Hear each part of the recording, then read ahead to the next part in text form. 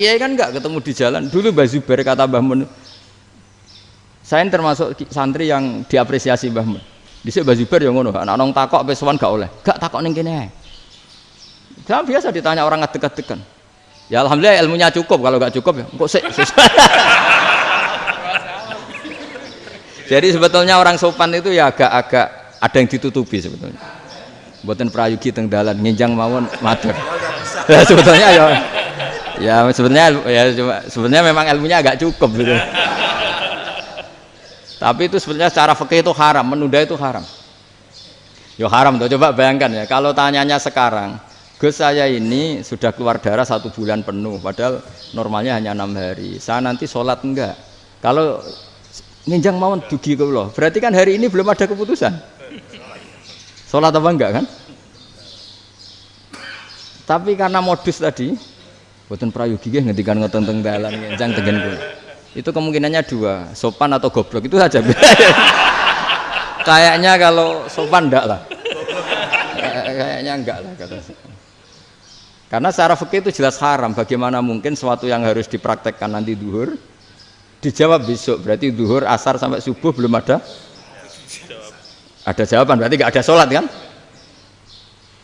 Makanya dibutuhkan orang-orang alim yang kultural seperti ini, dan NU menghormati kultural.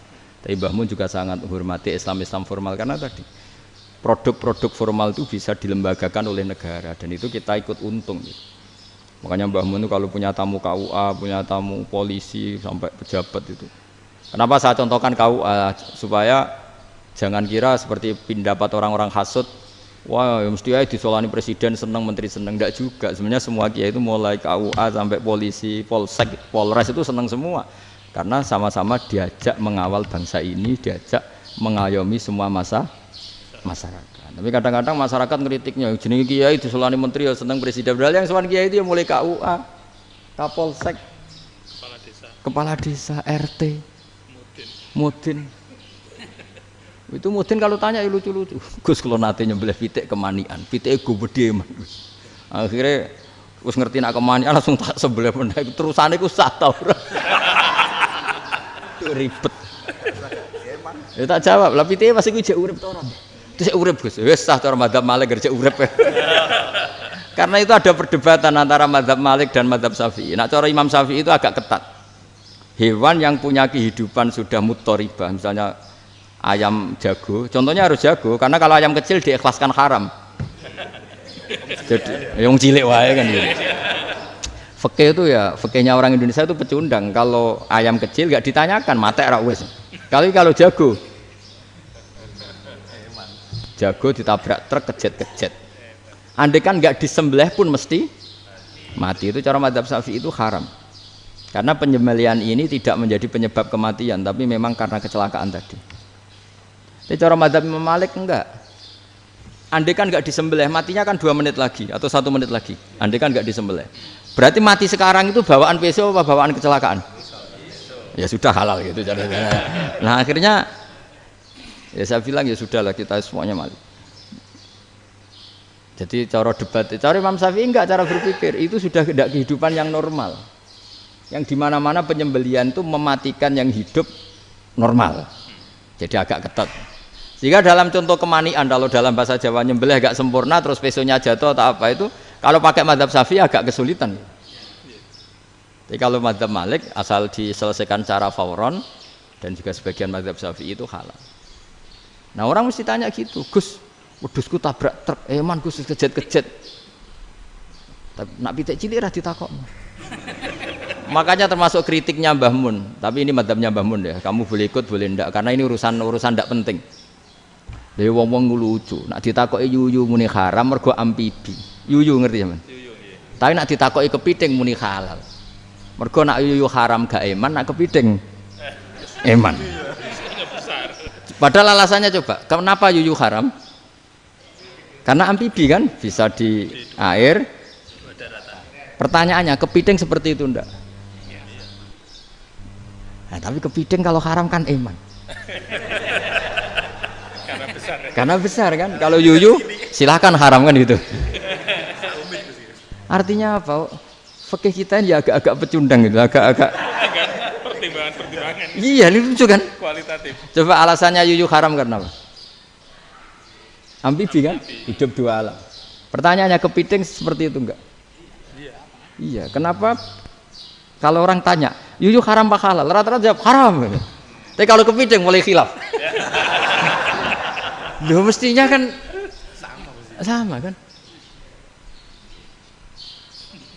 Lah itu karena unsur imannya. Iya tadi. Saya juga sering melihat tonggo-tonggo itu. Ayam cuwilik sakmene ketabrak truk, enggak ada yang tanya. Tapi saya pernah jalan-jalan di Narukan sini. Ono jago ketabrak, sing duwe langsung marani kula pas saya naik motor. Gus ini halal apa haram? Nak langsung kula sebelah halal apa haram? Wis kanggo kowe halal kanggo halal. Karena saya tahu tak jawab haram mesti kecewa itu. Aduh. Akhirnya kiai ini beratnya kan. Ya akhirnya ya saya setelah itu mate Imam Syafi'i ngapunten umat kula tuh ora siap madzhab jenengan tuh ndak siap.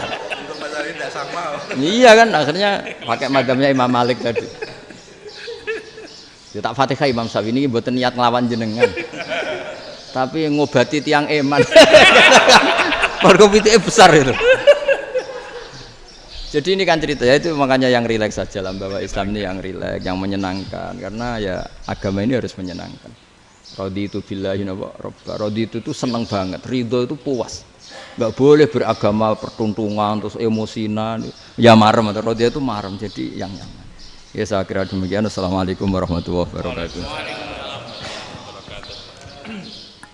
Pelajari lah Pak. Ya, bagus. Pon. Alhamdulillah. Satu aja yang di sini benar. Oh, satu aja. Nggih. Syarat. Nggih, damel syarat. Jadi mungkin ada satu pertanyaan aja. Satu saja. Bukan keluhan. Bukan keluhan. Ini mumpung Gus Bak pada Madhohirul Jamal nih. Iya, Madhohirul Jamal. Sebentar lagi sudah jalan. Sebentar lagi sudah Madhohirul Jalal. Jadi gak kena ditakoni. Monggo setunggal mawon. Ya udah bagus. Ini gini, ambil. Nggih. Ampun dawa-dawa terus ya Gus. Ya jagal-jagal ya. Assalamualaikum warahmatullahi wabarakatuh. Saya Fadil, alumni Unisma yang kuliahnya paling lama. Oh, iya. Masih di jalanan. Gus, pertama saya muhibin jenengan ngikuti 3 tahun terakhir sepertinya ketika Mbah Hasyim Asy'ari hadir di tahun 1900-an sampai mendirikan itu kok suasananya sama seperti Gus Baha hadir di tengah-tengah situasi genting Indonesia ini. Saya kira yang memunculkan nama Gus Baha di banyak media online yang saya amati itu malah awalnya dari kelompok bukan kita gitu. Dan itu kami melihat bahwa apakah nanti 1926 dan 2026 satu abad NU, saya kok termasuk orang yang punya apa ya semacam harapan gitu Gus Baha bisa ya mungkin kalau beliau Mbah Hasyim Rois Akbar, sekarang Rois Am, nanti ada istilah baru lah tengah-tengah antara Rois Am dan Rois Akbar. Karena setiap satu abad harus ada mujadid dan kami berharap Kamu aja tak angkat. itu yang pertama, artinya mohon maaf Gus.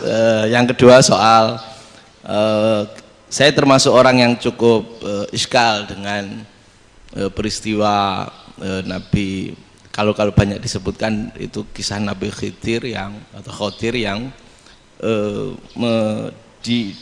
dari 3 cerita itu hanya satu cerita yang saya masih agak bingung soal di situ anak kecil itu pakai kalimat, kalau di Al-Quran itu pakai kota lah, jadi pakai anak kecil itu dibunuh seperti itu.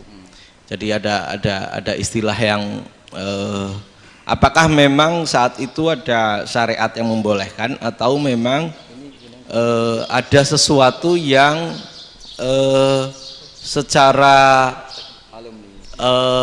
secara dari Allah Subhanahu wa taala memang itu dibolehkan untuk Nabi Khidir. Jadi di antara semua cerita itu saya yang agak iskal yang itu. Kalau yang kisah soal membocorkan itu mungkin masih bisa masuk ya, tetapi apakah sudah ada ilmu psikologi yang sangat tinggi sehingga kalau ada anak-anak yang idiot itu atau apapun istilahnya yang sekarang itu boleh dilakukan tindakan begitu gitu. Nah ini saya lebih provokatif dari Pak Rektor biasanya. Artinya mohon maaf karena pemahaman saya ada dua pendekatan ilmu yang masuk, satu